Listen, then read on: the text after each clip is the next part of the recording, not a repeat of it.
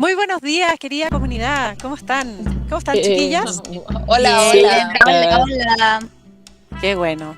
Tenemos una invitada especial hoy día. Es un capítulo de los que nosotros le decimos Encuentros Humanos.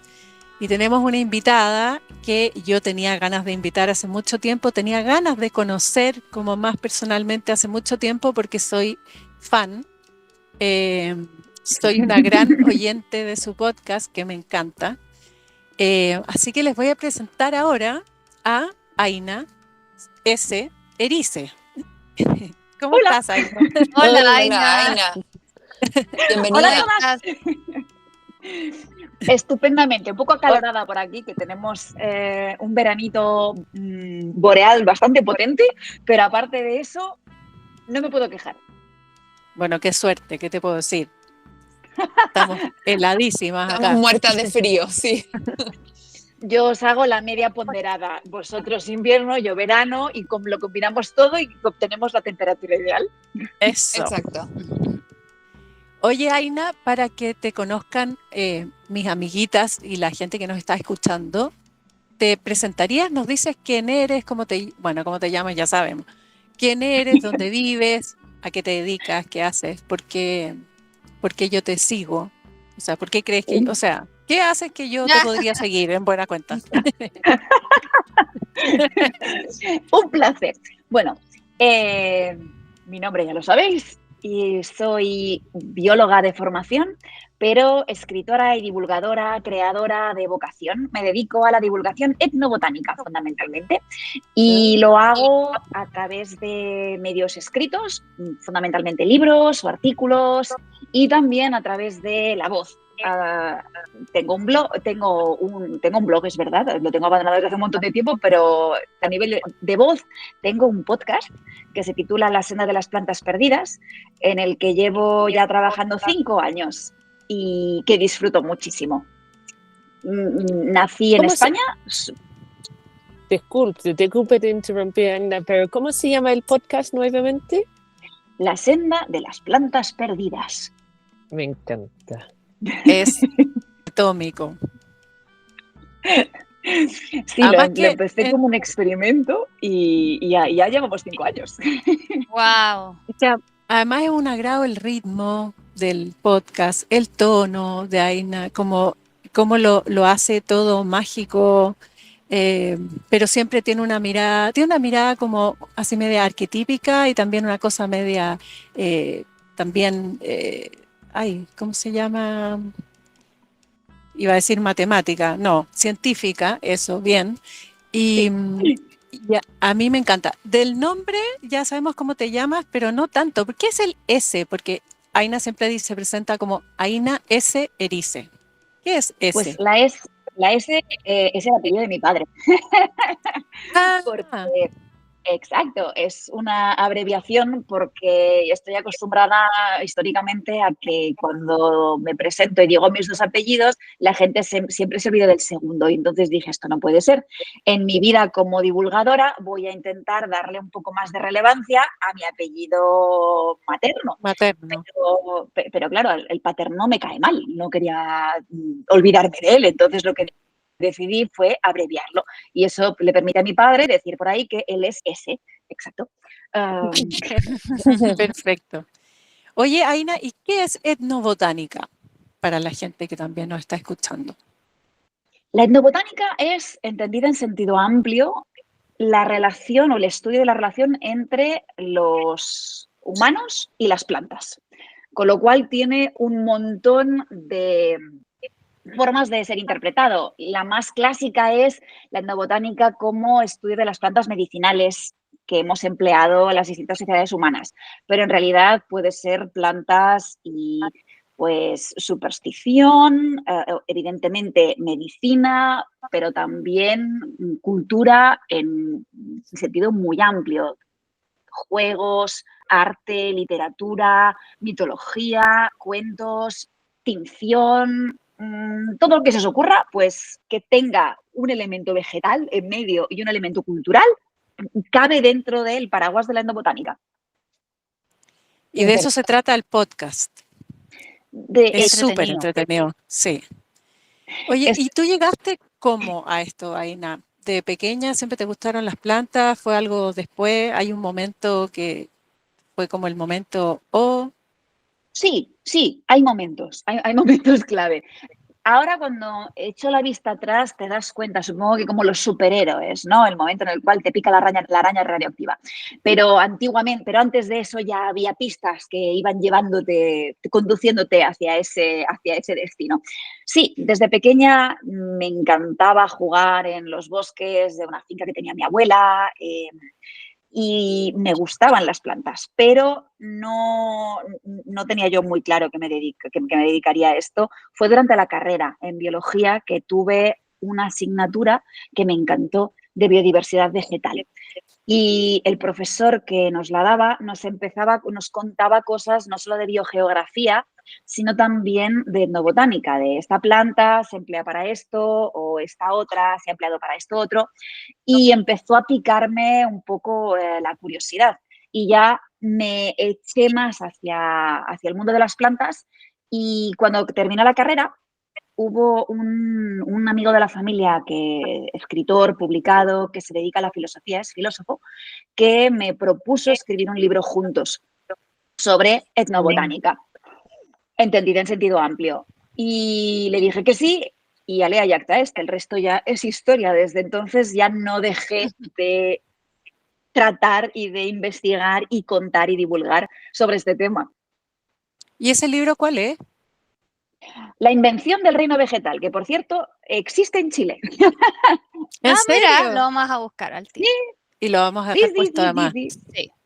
Tiene una magnolia grandiflora espectacular en la portada. Es el libro de la magnolia. Y me encanta porque las magnolias son de las primeras flores, plantas con flor Lo que encontré. tenemos que aparecen. Son muy antiguas. Y me encanta. Es Claro. también el libro Mi historia de origen. Y tú estás en Mallorca ahora. En estos momentos estoy en Italia porque Ah, tengo, sí, porque hago la mitad, parte del año en España, parte del año en Italia, pero cuando estoy en España sí, vivo en las Islas Baleares.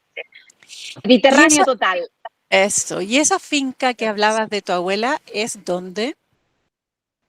en Mallorca, sí, sí. En Es Mallorca. es un Ah, encinar de Quercus precioso, sí.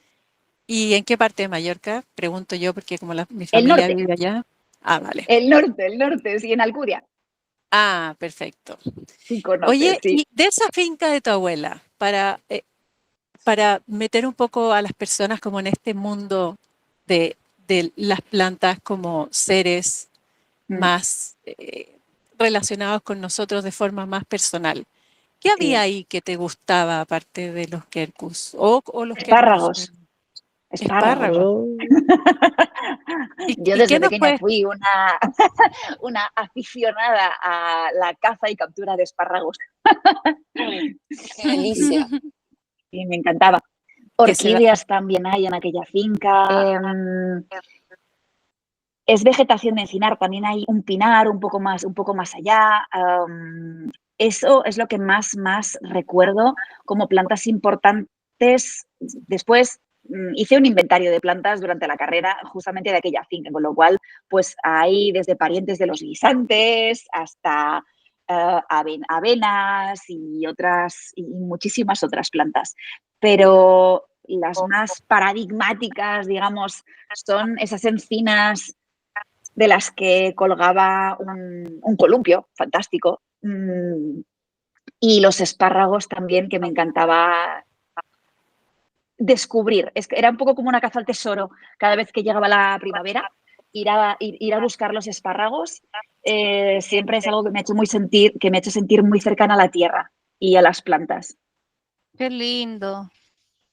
Oye, Aina, ¿y los espárragos son silvestres allá o son Sí, introducidos? no, ¿Qué no, son? son silvestres, son silvestres.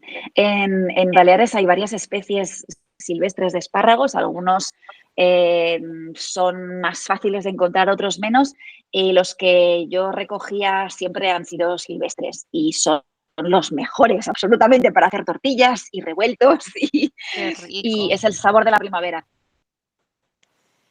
Aquí en este podcast Oye, hagan las preguntas que quieran, chiquillas. Estoy monopolizando Sí. un poco la conversación. No. Dale nomás, Paula. En este podcast, bueno, nosotros nos dedicamos principalmente a huerta, soberanía alimentaria, alimentación, plantas Claro. que se coman. Entonces, ese mundo tan diferente de las plantas que hay en Europa, diferentes de las que hay aquí, de forma silvestre, qué crece por ahí, como que todo ese tema a mí me interesa un montón. ¿Nos contarías algo más de eso, como lo de los espárragos que estabas contando, como experiencias tuyas antiguas con plantas que se coman o medicinales, que son probablemente muy diferentes a las de aquí? Sí, algunas sí. Efectivamente, creo que algunas os llegaron en las naves de los europeos que las volcamos eh, en Y otras se fueron en de vuestras vuelta, costas. a la Sí, vuelta. sí, exacto. Bueno, que sería el mundo sin patatas, señores y señoras. Sí, sin alubias, los porotos que Por les favor, decimos aquí. por favor. Sí, exacto. Sí, Sin bueno, España tomate. no sería lo mismo. Sí. Sin duda alguna. Pero es verdad que el mundo de las plantas silvestres comestibles probablemente sea bastante distinto. A mí siempre una asignatura pendiente que tengo es averiguar más y familiarizarme más con las floras silvestres comestibles siendo botánicamente útiles de las Américas, que tenéis por ahí una flora espectacular, vamos, espectacular. Por mis Claro, lares los espárragos son muy típicos. Quizás sean los que más han resistido el embate de la modernidad, porque hoy en día ya no se recoge tanto y lo cual es una pena por una parte y una suerte por otra, porque como somos tantos, es posible que algunas plantas no resistiesen muy bien la presión de recolección que antiguamente, en cambio, podían sobrellevar sin ningún tipo de problema. Pero aquí sigue habiendo frutos que tienen usos comestibles y también hay plantas que tienen una relación con el mundo de lo comestible, pero indirecta. Por ejemplo, las plantas melíferas, que estas sí que hay muchas que todavía son silvestres y que dan lugar a mieles con sabores y propiedades distintas. Ahora a mí se me ocurre otra que estaba en la finca de mi abuela, que son los gamones, Asphodelus, que también florecen en, en primavera y que son las bien amadas de las abejas. Y caminar por un gamonal mientras está aquello lleno de abejas pecoreando y la miel es dulcísima y muy pálida y distinta de, por ejemplo, una miel de algarrobo o una miel de cítricos, por ejemplo. Y también oye, hay distintas... Perdón, dime.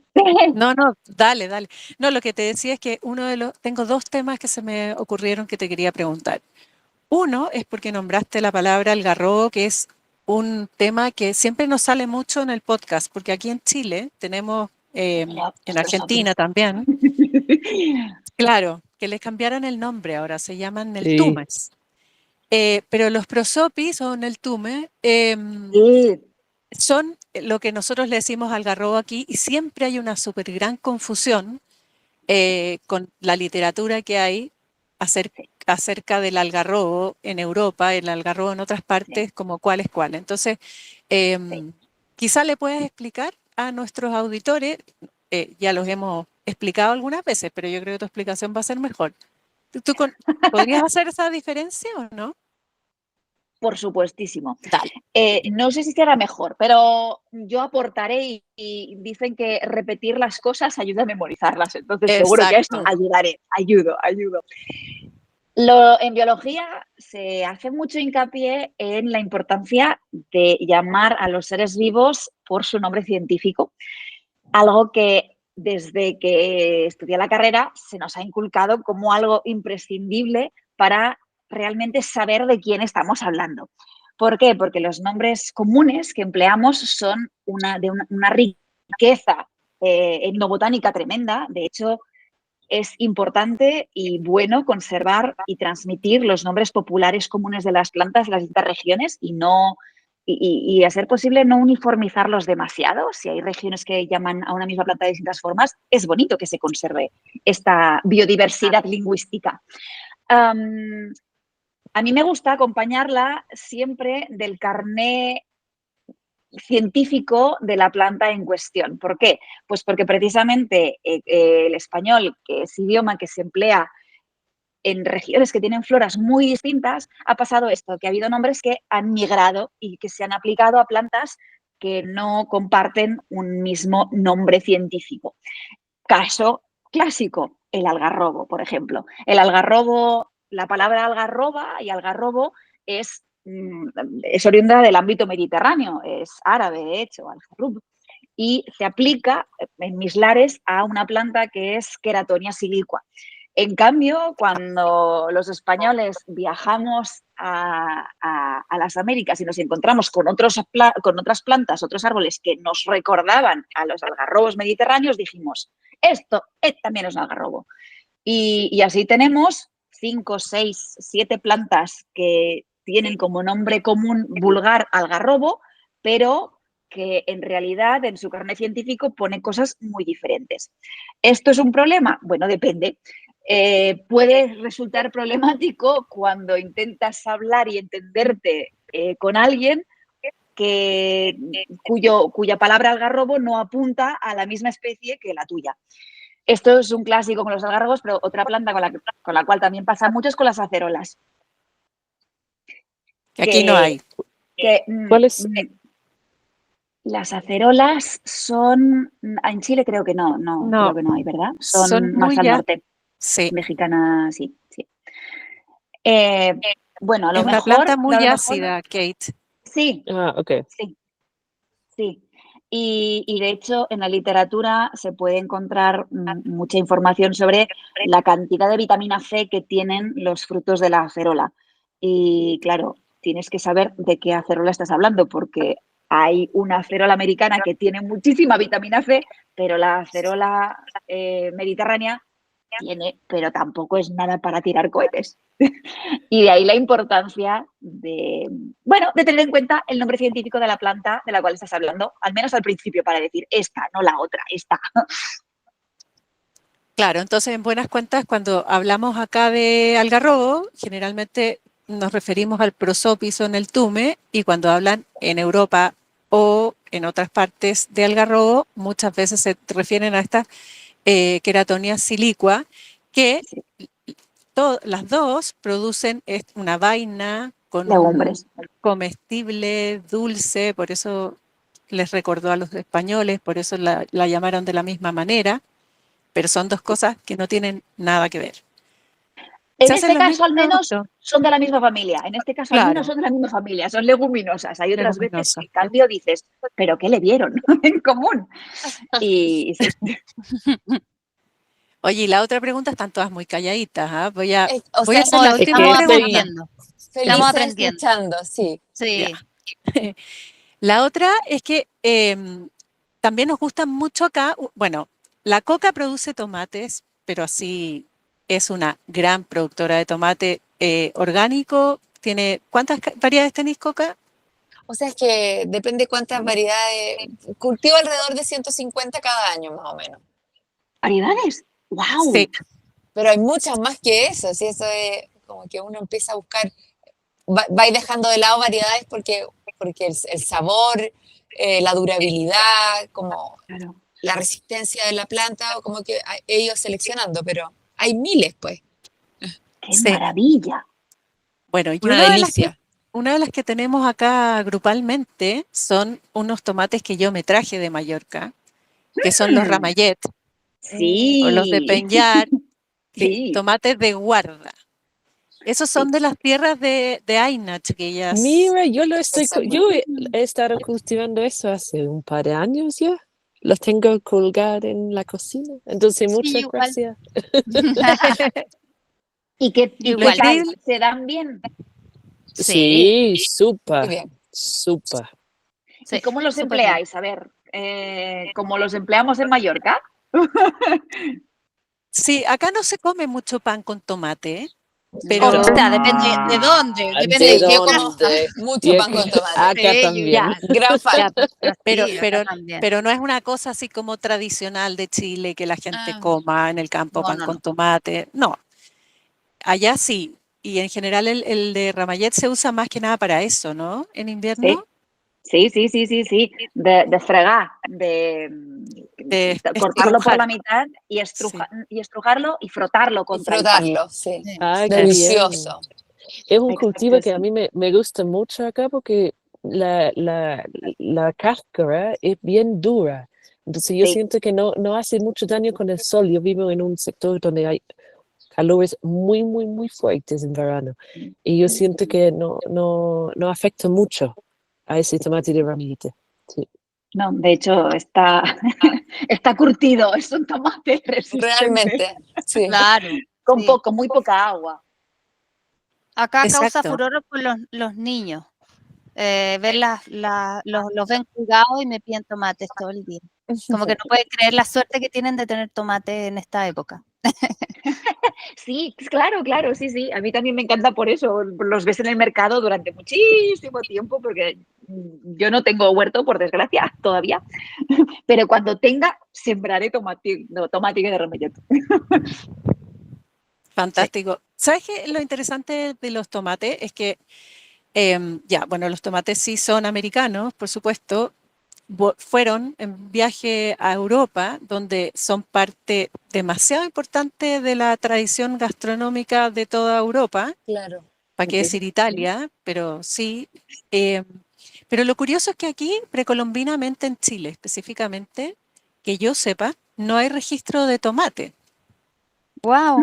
Sí, Mm, y el tomate en general, bueno, se usaba en México, pero se usa más ahora, aparentemente. Como que esa vuelta que hizo por Europa hizo Lo trajo que como lo estrella. trajo como estrella, sí, como que fue una, o sea, en México y en esas partes sí se usaba, pero creo que por lo que he leído está mucho más instalado ahora en Europa, por supuesto, pero de vuelta en América, como que le hizo ese tirabuzón que le hizo bien, como que ha sido un buen trabajo grupal de cuidado y de selección de especie y de semilla, que ha sido un trabajo conjunto Europa-América muy bonito, encuentro. Vaya, es un caso curioso porque a veces es verdad que necesitas que una persona o una cultura de fuera te enseñe a mirar y a emplear de formas nuevas algo que era tuyo y que a lo mejor no se te había ocurrido mirar o emplear de aquella forma. Eso es bonito. Mm, Sí, aquí hay sí. un fruto incaico, como de la zona andina, que se llama tomate de árbol. Y ese tomate de Mm, árbol que acá no era tan considerado post-conquista, la verdad que como que tendió a desaparecer, pero se revitalizó en Nueva Zelanda. Allá se llama tamarillo. qué curioso. ¿Cachan eso? Mira, Sí. Y el tamarillo como que es muy popular, o sea, mucho más popular que el tomate de árbol aquí. El tamarillo es Vale. popular allá, aunque creo que en América Central también tienen como especies de tamarillo o de tomate de árbol que son más eh, populares, o sea, lo comen más, mm, hacen jugo. Acá en la zona andina no mira, tanto. no, Salsas. ¿no es Sí, cierto? Acá, por lo menos en el Elqui, ciertas personas lo honran y hacen su salsa, etcétera, etcétera. claro, es un cultivo muy Pero antiguo. eso, sí. Sí. En España no ha llegado o no lo conozco mucho. Y es una pena porque siempre me parece fascinante. Sí, es un solanum, creo que es Sí. Betaseum, pero yo ahora que estuve en Portugal, pasé por un vivero en Braga.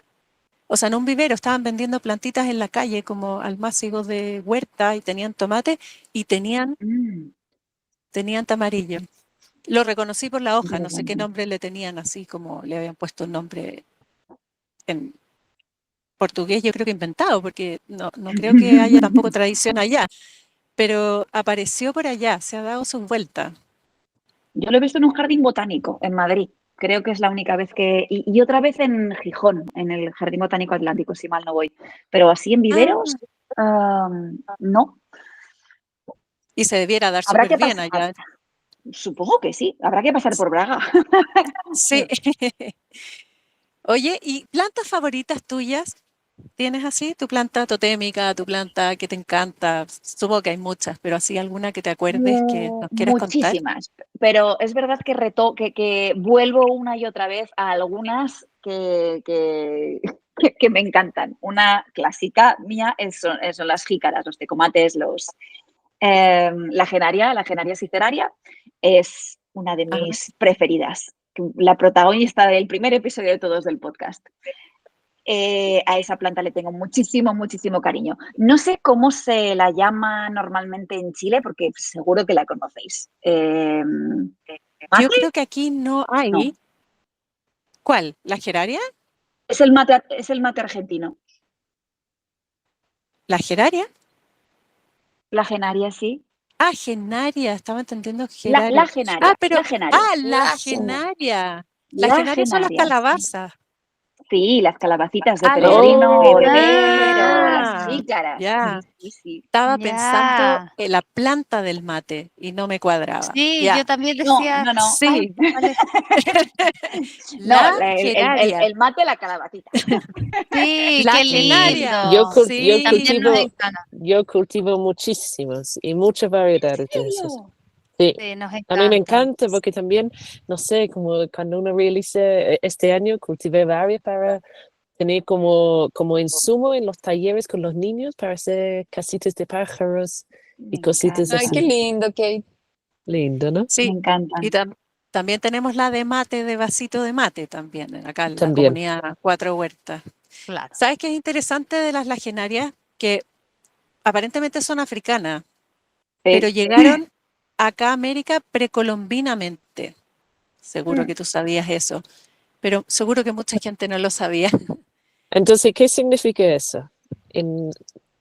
Digamos, ¿en qué momento obviamente debían haber llegado? ¿De qué forma podrían haber llegado? ¿Vas No tú ahí? no se tiene muy claro, pero los botánicos en estos momentos sospechan que llegó por sus propios medios, porque las calabazas flotan. Mm, Sí. Durante un Increíble. tiempo se pensó que habían llegado a través de Asia con los primeros moradores humanos que llegan a las Américas. Pero existe también la posibilidad de que cruzasen el Atlántico por su propio fruto. Se pagó Espectacular. su propio viaje. Sí, sí, Sí. sí. Las cantimploras perfectas, biodegradables, ligeras Mm, y sí. se dice posiblemente una de las primeras plantas que quizás domesticamos. Sí, Wow. aislante además, mantiene el agua bastante fría. ¿Ves? Yo todavía no he hecho, conseguí cultivar en un huerto de prestado de la familia, entonces ahí sí que he cultivado y sembrado semillas de la genaria. Lo que pasa es que todavía no he hecho ninguna cantimplora con ellas, eso es algo que tengo pendiente. Bueno, facilito eso.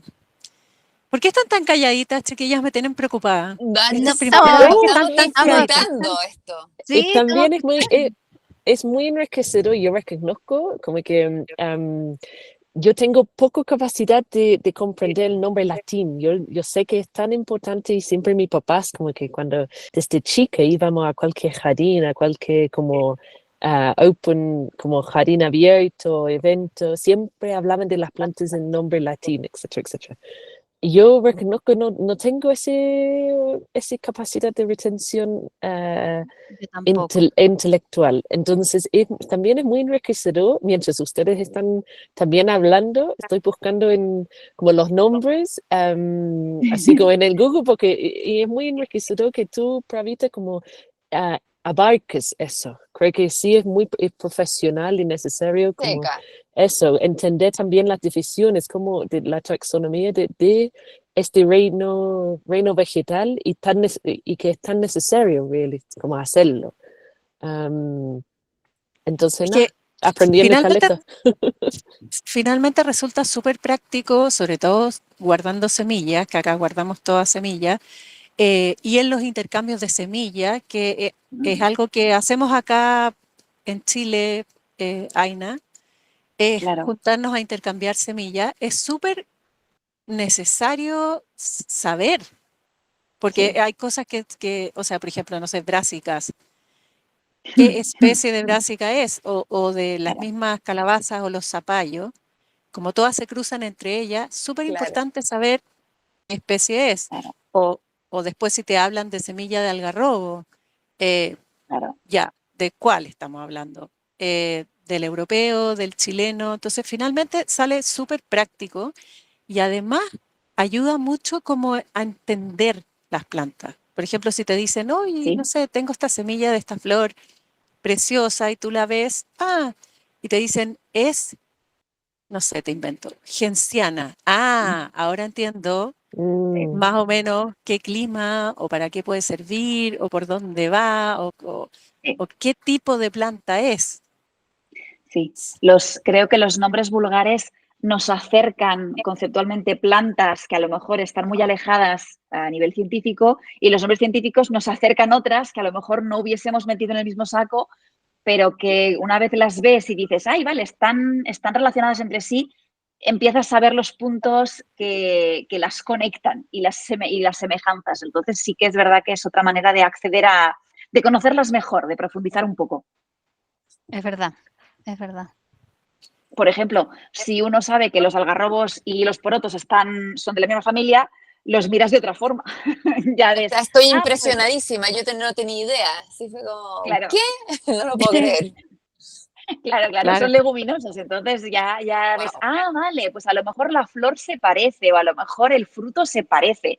Y por eso probablemente enriquezcan la tierra en nitrógeno, porque claro, las leguminosas una cosa que tienen normalmente casi todas es que se las apañan muy bien en terrenos pobres porque son capaces de establecer alianzas con bacterias en el suelo que les permiten fijar nitrógeno atmosférico y, por tanto, aunque el suelo sea pobre y paupérrimo, pues ellas dicen a mí, porque yo tengo la bacteria que me aporta el nitrógeno que la tierra no tiene. Entonces ya dices, mira, pues los porotos, los algarrobos, los guisantes, las habas, todos estos tienen esta característica y ya los miras de otra forma. Claro. ¿Qué más, chiquillas? No, estoy impresionada, Aina. Esto no pasa nunca. Este silencio que Pero está acá. silencio, Sí. que es ¿Qué un es mundo esto? completamente nuevo. O sea, es para mí, Claro, o sea, lo encuentro alucinante. Estoy disfrutando además es como estar en una conversación de dos científicas locas de las plantas. Yo tengo una consulta así como de la cultura mayuca, la cultura España, como sé que por lo menos en Inglaterra hay una cultura de foraging, ¿no? ¿Cómo se dice foraging en español? Recoger silvestre, ¿cómo se llama? Recolección, Recolectar.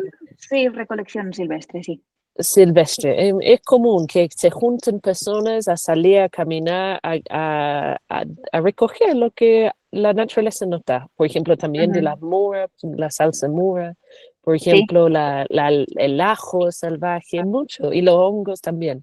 Allá en España también, como digamos en Mallorca.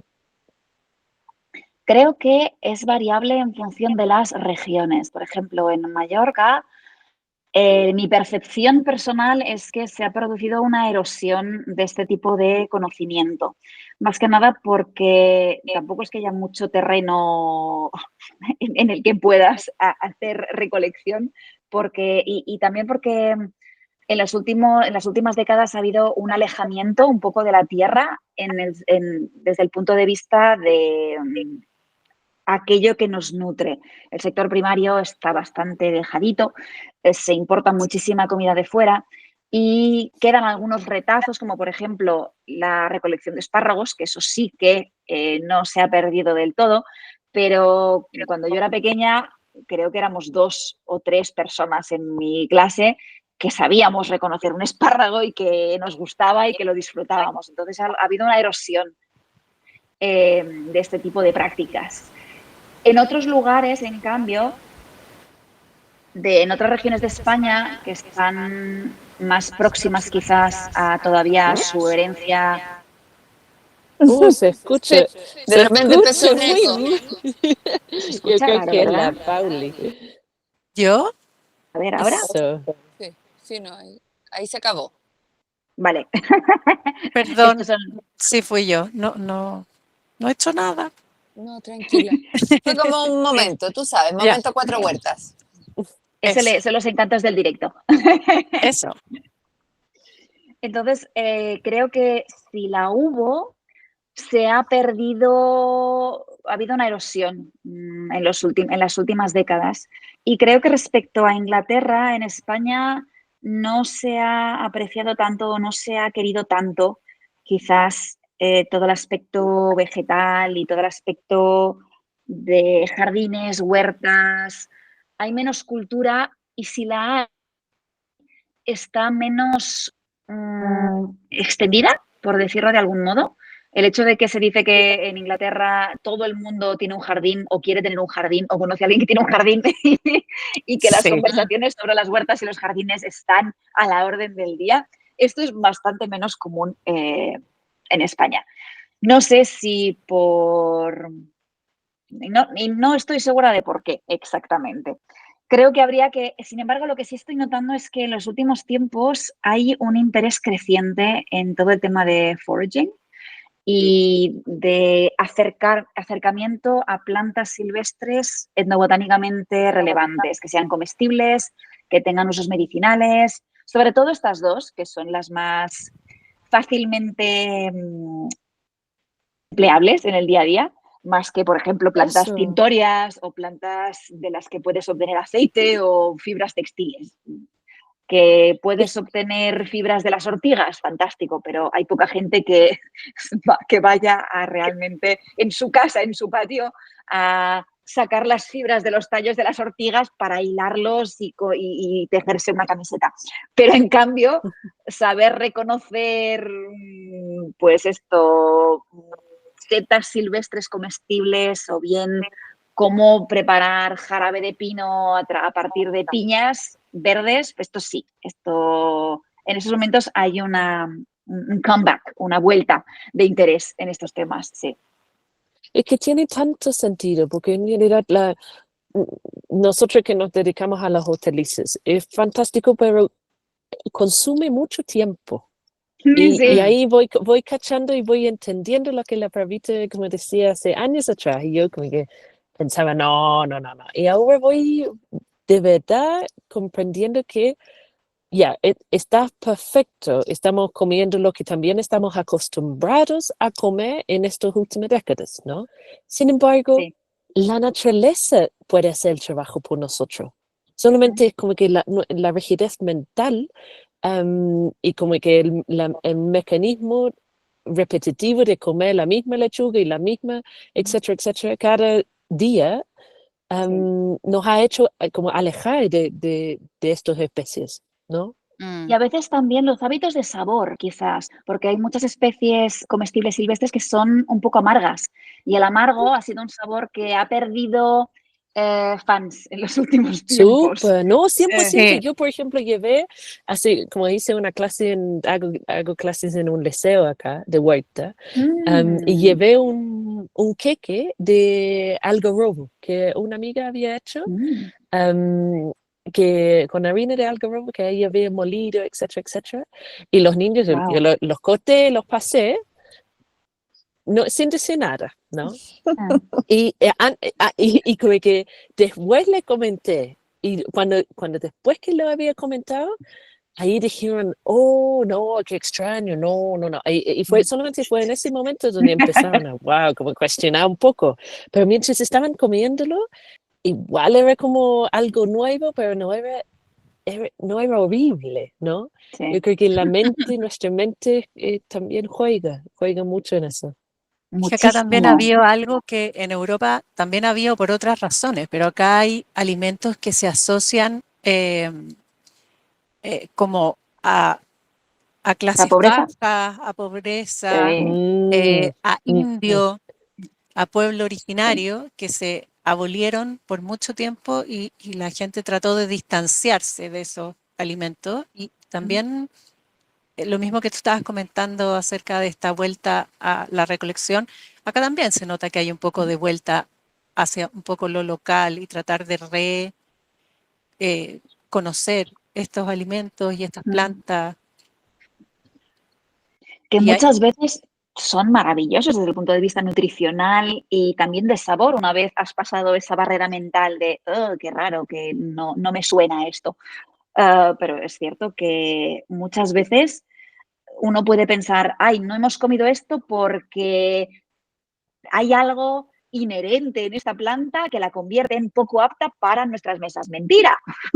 Muchas veces son bloqueos mentales y culturales de esto es sí, comida de indios, esto es comida de posguerra, esto en cuanto pueda dejar de comerlo lo voy a dejar de comer. Un caso aquí, los algarrobos, por ejemplo, los algarrobos mediterráneos están asociados históricamente a comida de cerdos o comida de gente pobre.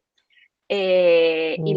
la verdolaga, 3/4 de lo mismo que verdolaga creo que tenéis, porque está en todas partes la sí, verdolaga. Sí, Es una tenemos. maleza. Y Sí. sí, pero llegó exacto, solita. exacto. Y aquí históricamente era la típica planta que quitabas del huerto y ahora mismo es la maravillosa verdolaga que tiene ácidos no sé qué y vitaminas y tal y cual y si te la venden en un carro con una... Superalimento. Exacto, si te la venden con una etiqueta así, con marketing bien tal, entonces pagarás un montón de dinero para comerte la misma verdolaga que estabas quitando de tu huerto y que Sí, podrías disfrutar en casa, encurtida en ensaladas. ¿Por qué? Pues porque si te la venden en tarro sabe mejor. Mm, sí. Qué maleducados que estamos. sí, A veces atroz. sí, ¿eh? A veces sí.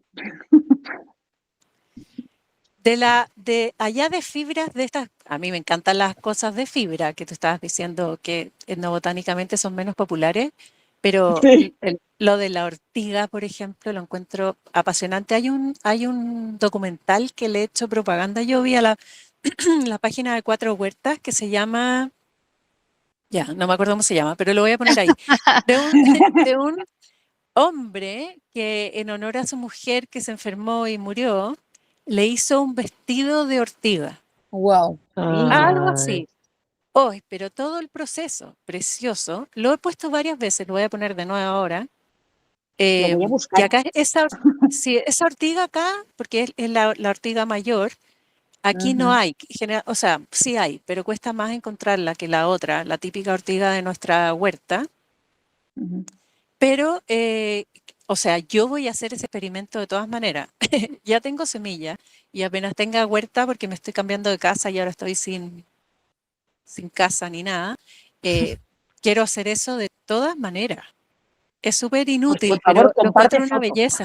Sí, de todas No, maneras. por favor, no es inútil, Pravita. Yo siento, acaba de yo compartir con una chica que fuimos a un funeral de un vecino acá, ahora en la mañana, y él fue como un maestro tremendo en la construcción de barro, ¿no? Casas de barro, estucos, Mm, etcétera, etcétera. Y yo mm, hablando con una amiga, como que decimos, qué peligro que se van perdiendo estos oficios, ¿no? Y esta sí. sabiduría, ¿no? Como que, no, que hiles un vestido de ortiga, yo creo que es hacer el práctico de mantener viva Sí. este sabiduría. Además que no es, o sea, inútil para quién.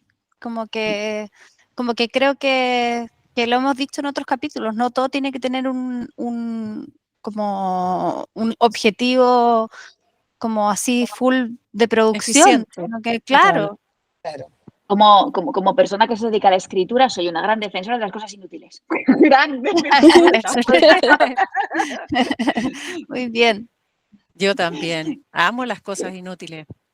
Sí, ahí en Porque la, quizás la modernidad se ha concentrado demasiado en para qué puedo emplearlo y a veces no es necesario Claro, emplearlo para nada, es simplemente el placer que te da. sí.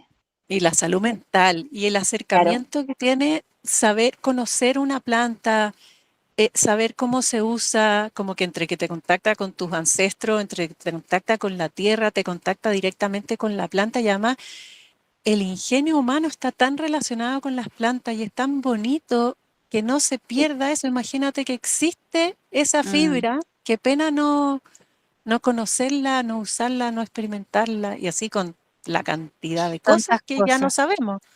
Sí. Sí. sí, exacto. Totalmente. Y pues, la biodiversidad, la agrobiodiversidad para mí también va mucho en ese sentido, porque la gente a lo mejor dice, ¿de qué nos sirven 150 variedades distintas de tomates? Pues a lo mejor servir no nos sirven, pero qué bonito es tenerlas. Y qué bonito mantenerlas por la variedad de sabores, de colores, de de momentos fenológicos, de condiciones en las cuales se desarrollan. Todo eso es bonito en sí. Exacto, y Totalmente. resistencia a plagas, enfermedades, a Exacto, sequía. Sí, exacto, hay exacto. me acordé ahora que estábamos hablando de estas cosas que se comen, que hay una frutita en Mallorca que he visto, que no sé qué es, así que te voy a aprovechar de preguntar.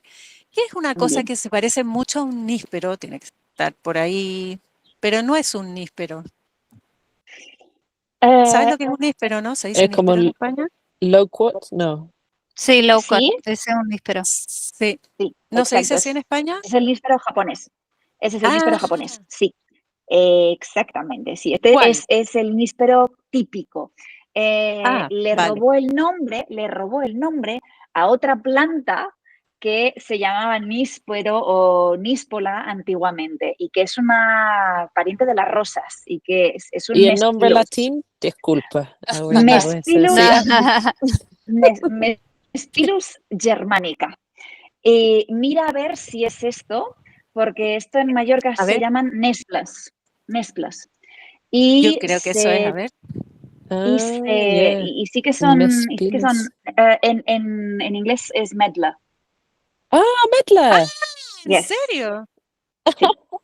Ah, pero yo pensé que eso era sinónimo de níspero, ¿no? Es lo mismo entonces. Porque antiguamente níspero era eso. Lo que pasa es que después llegó el japonés y le robó el nombre. Un poco como pasó aquí con los zapallos y las calabazas, que calabaza en el Mediterráneo era la genaria, la jícara, el mate, el mati, y cuando llegan los zapallos dijeron, para nosotros el nombre, y ahora calabaza, cuando alguien dice calabaza, todo el mundo piensa en grande, Claro. anaranjada, y todo lo que asociamos con las cucúrbitas.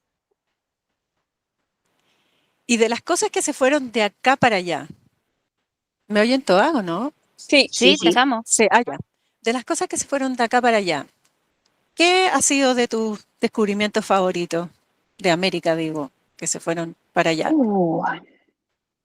¿Personales o de Pers- investigación? no sé, lo que quiera. Es para poder extraerte más información. Nos da lo mismo de que hables. Habla. Yo le tengo ahora mismo especial, tengo cariño. Ahora mismo la primera planta que me viene a la cabeza es una planta que no es comestible precisamente, pero es que me la tropiezo cuando voy a hacer paseos últimamente por aquí, porque es una hierba que se encuentra fenomenal en descampados y que no es comestible, sino todo lo contrario, es altamente tóxica, pero es americana. No estoy segura de que llegue hasta Chile, quizás sí, porque con sus tendencias un poco malherbosas, es una datura, una, Ah, no es Stramonium, no es Stramonium, creo que la que está en el Metel. descampado por aquí es Metel, sí. Ah, Y esta es una planta a la que le tengo especial cariño porque no la conocía bien hasta hace relativamente pocos años y me fascinan estas plantas que tienen flores de apertura nocturna y Mm. que intentas acercarte a ellas y como no te acerques a la hora adecuada, no, por ejemplo, no huelen, no las puedes oler, no puedes descubrirlas en toda su complejidad. Y me frustraron durante mucho tiempo porque siempre las veía durante la mañana cuando estaban con las flores cerradas y decía, ¿pero qué es esto? Y hasta que no descubrí que tenía que acercarme en momentos de oscuridad o al principio de la mañana, que no las vería abiertas. Este tipo de descubrimientos siempre pues se te quedan en la memoria como parte de tu historia con esa planta. Eso por un lado. Por Tú sabes que supuesto, acá a la Datura Metel le decimos chamico europeo, así. sí, y le decimos chamico al estramonio, o sea, al estramonium, Ah, y a otro más aquí y al metel, pero son esas cosas. Nunca me he metido a investigarlo, como que tomé por hecho malamente que podría ser europeo y capaz que no sea. La verdad que todavía no he descubierto exactamente cuál es la historia detallada de las daturas de los Se viene chamicos. podcast. Ya. Estoy esperando que alguien haga un estudio genético para que realmente me aclare determinadas dudas, porque Vale. hay algunos artículos que... hubo un artículo que se publicó hace tiempo que analizaba la biogeografía, un poco las daturas que existen y llegaba a la conclusión de que todas eran americanas. ¿Qué pasa? Ajá. Que tengo a alguien que ha visto fotos de yacimientos europeos prehistóricos y que hay fotos de semillas de Datura stramonium. Entonces dices, ¿y cómo es esto? Entonces, ¿ha llegado en tiempos prehistóricos? No. Y por otra parte, tienes en la India esculturas precolombinas de algunas divinidades, como por ejemplo Shiva, que es el dios de la destrucción, que en algunas formas se le representa como un dios danzante, lleva flores de datura metal en el pelo. Y son claramente flores de datura. Pero ¿qué hace la datura en la India en tiempos precolombinos si todas son americanas? Entonces, hasta que alguien no me coja todas las daturas y les haga un análisis genético y me diga cómo están las cosas, para mí siguen siendo un poco misteriosas, que no acabo de entender todavía cuál es su historia, cómo se han movido por las rutas humanas del mundo. Ahí, Yo voy a tratar de buscar algo. ¿De hacer el para estudio ti. genético, Kate? Eso, No, Kate, pero ¿cómo motivar. para buscar? No, a mí, no sé, yo los tengo un poco de odio, yo reconozco, porque me reproducen, así como que reproducen Como locas. ferozmente. Sí. Sí, Mm. sí. Acá y la un- Stramonium es tremenda, está pero en todas partes. sí, sí, Claro, Sí, pero hay claro. que tener respeto para eso, igual. Sí, ya sí, estas hay que tenerles mucho respeto. sí, sí. Bueno, ese Otra aspecto de la planta. etnobotánica es, a mí voy a decir la palabra de juego de palabras, me alucina. El- esa colaboración, simbiosis, relación del hombre con las plantas y para alterar los estados de conciencia. Qué cosa más linda. Y además hay unas que es como imposible que se les haya ocurrido cómo llegaron a eso. Eh, Mm, sí, de esas en América hay tantas. Estos chamicos, acá le decimos chamico las daturas en Chile. Las brugmancias que están tan Sí, relacionadas con ellos. sí. Tanta historia de Solanaceae interesante en Europa y aquí que tiene esa posibilidad de abrir nuestros estados de conciencia Sí. y que además nosotros como humanos tenemos los receptores para entenderlas, que eso también es... Eso es loquísimo, Sí, loquísimo. sí. Sí, lo es. En América tenéis una flora visionaria increíble, riquísima, riquísima. Y es verdad que muchísimas solanáceas tienen esa capacidad de abrir puertas y de permitir el acceso a estados alterados de conciencia. Bueno, no sé si llega a Chile, supongo que sí. El cactus San Pedro también, sí, otro. Claro. Sí, totalmente. sí. Pero ya Sí, en Europa tienen algunas ustedes, como la mandrágora, que acá no por hay, ejemplo, sí. claro. La Solanácea belladona, también, la belladona, exacto. claro. El beleño, los beleños. El La beleño, belladona, sí, la belladona es un poco más expeditiva, que como te pases, te vas al otro mundo. El beleño, en cambio, sí, es más sutil en los efectos, y la mandrágora también, pero sí son las plantas que duermen. Y mm, es la increíble amapola. pensar Amapola. sí, por supuesto, la dormidera. sí es cierto, hay toda una arqueología de plantas visionarias que muchas de ellas, por ejemplo, la amapola, además, es que allá donde la datura es un poco, los chámicos son un poco too much para emplearlos a nivel gastronómico, la amapola no, la dormidera, las semillas se emplean como fuente de aceite Claro. y comestible y como fuente de aceite, bueno, las semillas se emplean en repostería, gastronomía, por supuesto, sí, claro. sí.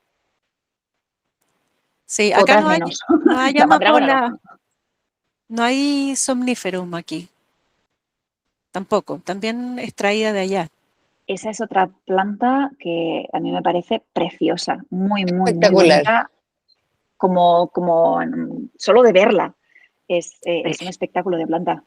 Igual que los brommansias o que los chámicos, que también si las miras desde un punto de vista únicamente estético, bueno, Precioso, sí, totalmente. creo, si mal no recuerdo, el chámico tiene el honor de ser la planta representada en el cuadro que se ha vendido por una suma de dinero más alta de toda la historia, que es un chámico, y creo que es Stramonium, pintado por Georgia O'Keeffe.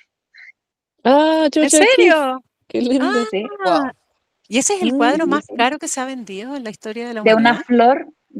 flor, representada de una flor, sí. Ah, Wow. representado de una flor. Representaba una flor, Mira, ya. Sí. ya. Mira, Si la mal voy no a buscar. recuerdo. Oye, tú estás viendo de hora, nos tienes que parar, porque yo sé que tú tienes que ir a darle comida a tu guagua, le decimos acá, a tu hija. Pues sí, bueno, efectivamente. No llora, así que supongo que quiere decir que los abuelos están encargando bien de darle de comer. Tengo otros 5 minutos, puedo. ¿Qué quieres hablar estos 5 minutos antes de cerrar? Vamos a poner todo de tu podcast ahí en la presentación, pero sí que Pues otra cosa que se me había ocurrido, que cuando me has preguntado de las plantas americanas que me llaman la atención o que me atraen especialmente, a mí me gustan las que son un poquito misteriosas o que tienen un poco de misterio en su historia. Y otra que me fascina y que quiero investigar más es la batata, la hipomea hipomoea. batatas. Exacto. Porque el hecho de que esta planta formase Perdón, parte... ese es el camote, que aquí no le Sí, decimos para la gente que nos está escuchando, que claro. acá le decimos Boniato camote. boniato también le Sí. dicen para que también lo sepan otras personas que nos escuchan. Boniato también aquí. Pues el hecho de que el boniato formase parte del pack agrícola de los pueblos polinesios, a pesar de saber que es una planta que es americana, cuadrar los viajes de unos pueblos que salen desde Filipinas y se mueven a través de todo el conjunto de islas, islotes, macroislas, que es el Pacífico, y que en algún momento recojan el boniato y se lo vuelvan y se conviertan en plantas esenciales para culturas que probablemente no tenían ni idea de que existían los Andes, como por ejemplo Nueva Zelanda, que es una cultura polinesia, la tradicional, los maoríes, que su agricultura se basaba en buena parte sobre los boniatos y que es una planta americana. Esto me fascina absolutamente. Aquí Bien.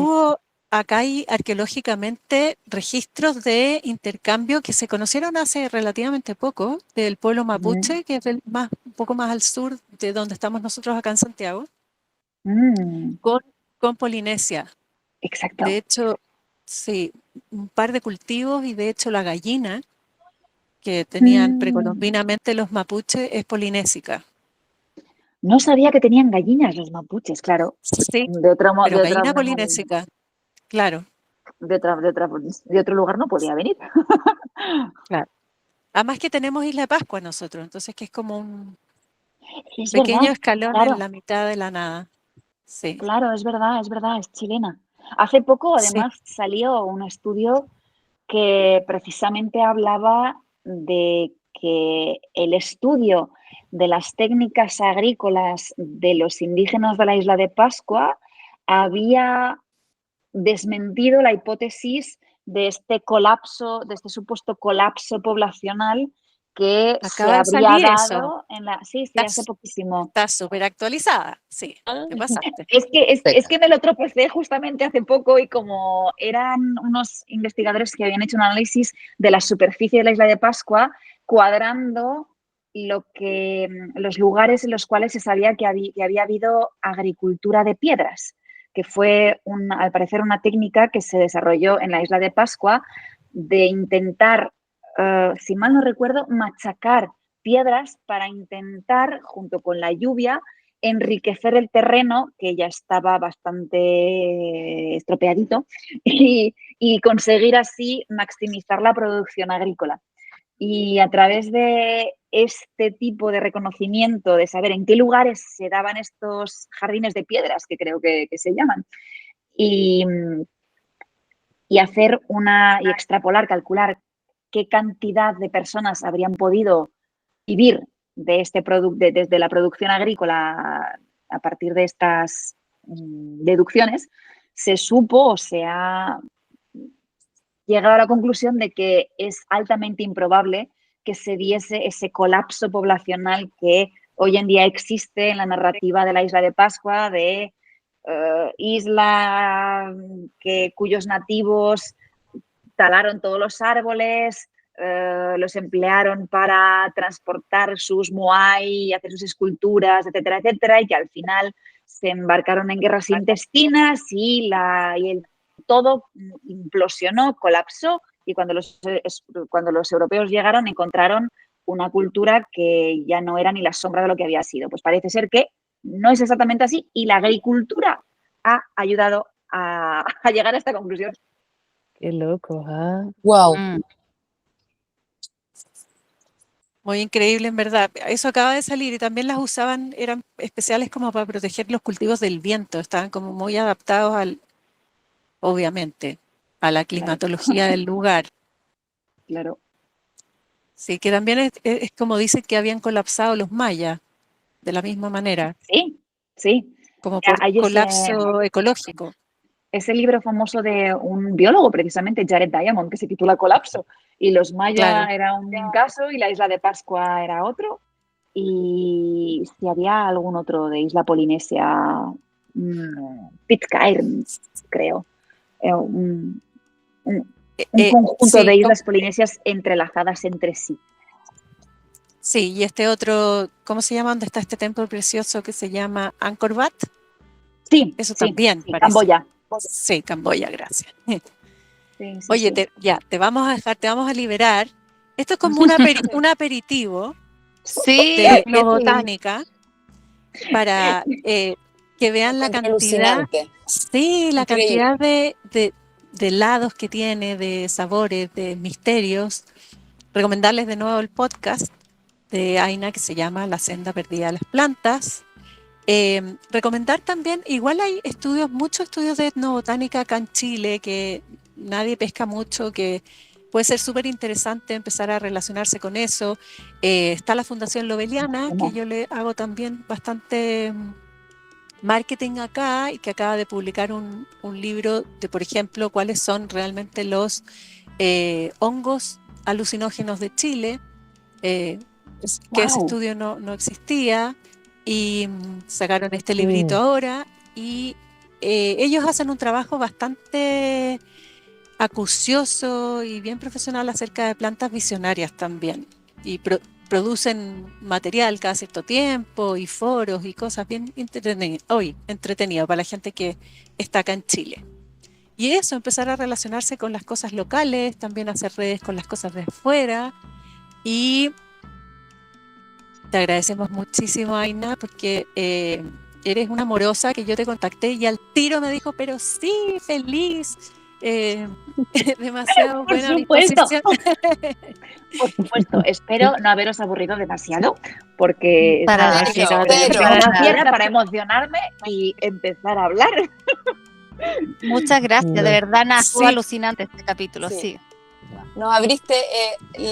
a mí por lo menos me explotó la cabeza, estoy fascinada. Totalmente, y puedo comprender como más al mundo de la pravita igual, ¿no? Tuve Sí. que comprender, Sí. comprender por qué, sí, como que se unen mucho, mucho, mucho. Nos alteró el estado de conciencia. Estaba pensando Claro. un Muchas amigo gracias humano, por- pero versión light. Bueno, la cantidad de información que hay en ese podcast es realmente un tesoro, así que muy recomendado. Y muchas Espero que gracias. quien quiera acercarse lo disfrute. Hay unos libritos también por ahí, los vamos a poner. Sí, Muchas gracias, Aina. Muchas gracias a todas y nos vemos muchas para el gracias. próximo episodio. Un Muchas placer. Muchas Vamos, os gracias. escucharé. Eso. eso. Besos a todas. Besos. Besitos. Chao, Beso chao. grande. Chao. Muchas gracias. Chao.